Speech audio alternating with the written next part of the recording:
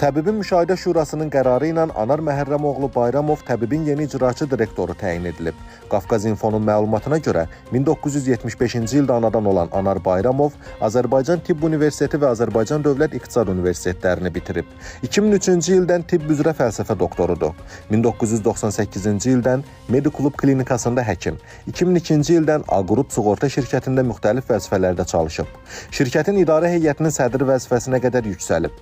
2021-ci ildən Əmək və Əhalinin Sosial Müdafiəsi Nazirinin müşaviri, Nazirliyin tabeliyində Dövlət Tibbi Sosial Ekspertiza və Reabilitasiya Agentliyinin idarə heyətinin sədri olub.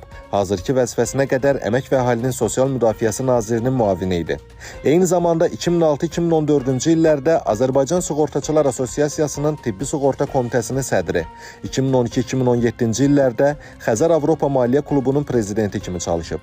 2025-ci ildən Azərbaycan Respublikası Milli Olimpiya Komitəsi Baş Məclisinin üzvüdür.